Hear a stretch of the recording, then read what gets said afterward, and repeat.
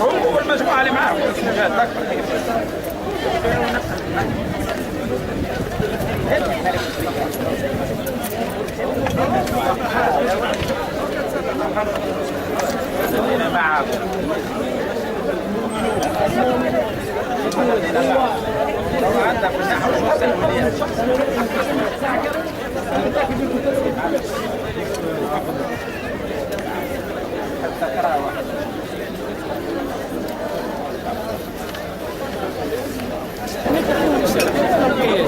الشارع من تقول كيما اللي عالجوا في دواء تحس فيه مع الناس وكيما يقولوا بسرعه الناس يدير لهم ميزان يشوفوا واحد زاد الناس تهرب بالثوره الوحده هذه طلبنا فصله نعطيك منها بعض الامثله. احنا بالنسبه لنا هناك سبيل واحد هو السؤال هذوم 4 من الناس قاعدين في خاصه خرج يحكم لاسي وفاء العصر هذاك وفاء مع 16 ديسمبر ولا عوده ل 16 ديسمبر اللي حاب يحكم لازم يقرا على المواطن البسيط. احنا نشوفوا اللي على البطاقه على 7 سنوات كل ما نخدم مع نظام بن علي واسترزق منه الفلوس اللي خذاها من عندي ترجع. يمنع من العمل في المؤسسات العموميه، يمنع من العمل في المؤسسات اللي فيها الدوله اكثر من 51%. المؤسسه اللي تخدموا تمنع من الاشهار العمومي. هما كانوا اساس، هما كانوا العروس اللي بنى عليها السقف نتاع اللي هبط علينا واللي ضغط علينا لقيت باش تحاسب. احنا ندعيو لتحسين قانون الثوره ونقولوا نرضى قانون تحسين الثوره مش نتاعك باش تبيع وتشري به وتعطي به مكاسب سياسيه.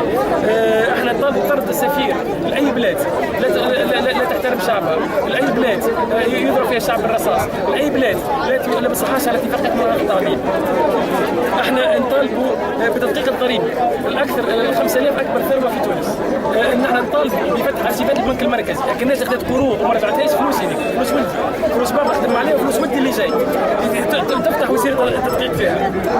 احنا نطالبوا بالعفو الرئاسي والتكريم الفوري لكل سبب الثوره اللي يحاكم بتهمه الثوره، على شنو حرق مركز 14 ضرب بوليس محل 14 يحاكم اليوم في مجرمين احرار. يعني اعطيتك بعض النقاط ولا بعض التصورات البيان موجود، اعطيك نسخه منه تلقوا فيه كل نظرتنا للامور، تفسيرنا للواقع اليوم وموقفنا السياسي. ما يدرش انه اقرب المثاليه للمطالب تاعكم صعيب تحقيقها؟ والله كان جات ما كانش من غير محل واحد ما نجم يعمل حتى شيء. خاصة انه كانت فما جمعيات تأسست، كانت فما حركات تأسست فتح ملفات الفساد بمعاقبة الفاسدين معناتها ولم ينجح ذلك، بالعكس كان اعتقد انه يتغير اللي حتى الوقت قريب كان المواطن التونسي يطلع شويه ثقه في الاحزاب، عنده ثقه في الاحزاب السياسيه اللي باش تكمل المسار. الفرق اليوم اللي المواطن التونسي البسيط على الاقل اتصلوا بينا ولا نمثلوهم احنا ولا حكينا معاهم فهموا اللي الاحزاب هذه غير قادره تقديم الحلول، فرجعت الثقه للمبادرات الشبابيه، المبادرات الغير مهيكله، المبادرات اللي فيها وجوه جديده، المبادرات اللي ما تعملش السياسه وتلوج على المناصب ولا تبيع وتجري في السياسه. فهذا اللي خلانا نحس اليوم اللي ثم امكانيه لاسترجاع الشارع، لارجاع الامل للشارع ونعاودوا نرجعوا نخدموا. التجارب اللي سبقت بنا الكل زرنا اتصلنا باصحاب شفنا اخطائهم واغلاطهم اللي عملوها وحاولنا باش نتفاداوها. سؤال اخير، هل تم التفاوض مع بشأن نقطة من اللقاء؟ احنا حابين ناخذ الساعة عشان ميلادنا، نقولوا اللي احنا موجودين، اللي ثم ناس من الفكرة هذه، وبعد احنا لازم نفاوض المطالب، احنا المونتاج اللي عندنا والحاجة اللي عندنا ما عندناش مفاوضات الحين نجي لهذاك ونجي عندنا مطالب، وندافعوا عليه بكل الطرق ونضغط على الحكومة، نحن نضغط، انا رينا بقدم تنازلات يا سيدي حتى احنا سنضغط، واحنا زاد موجودين وعندنا مطالب وعندنا رؤية، ايش معناها اللي يعمل لك 4 من الناس تعمل له حتى انا زاد مواطن، حق ولدي عليا اني هذا اللي احنا نبيه الكل نحققه.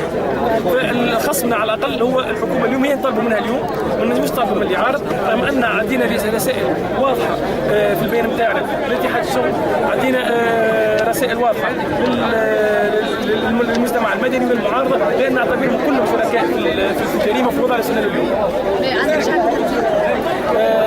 رساله على الاقل الشعب التونسي نقول له انا نتوسل في سبيل الحياه، فمن نام رافق بلاده ومستقبله واحلامه ورجعوا للماضي التعيس، ولا يغير الله من بقوم حتى يغير من بانفسهم.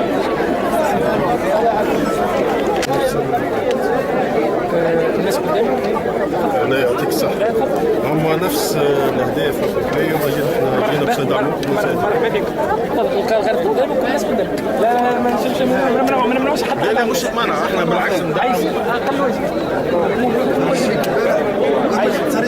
عايز بارك الله فيك. ما تقدرش تعطيني التليفون.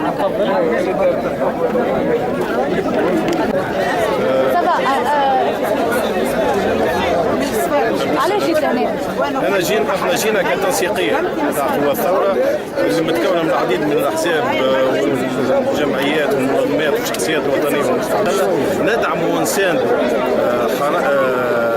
حركه سواعد، خاطر عندنا أبري نفس الأهداف، وأهم أهدافها هي محاسبة الفاسدين ومكافحة الفساد كنظام وعقلية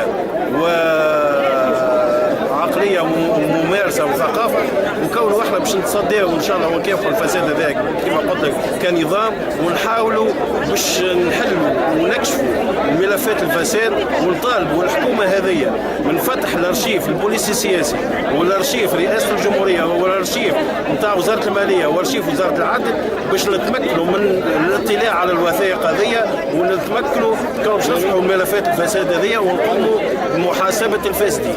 هذه اهم حاجه الاساس، كونه احنا مكافحه الفساد ومحاسبه الفاسدين، وكونه احنا باش ندعموا الشرعيه زاده اللي موجوده في البلاد، وندعموا الديمقراطيه ونقولوا للانتخاب ولا للانقلاب. هذه اهم عناصر اللي جينا من اجلها. يعطيك الصحه.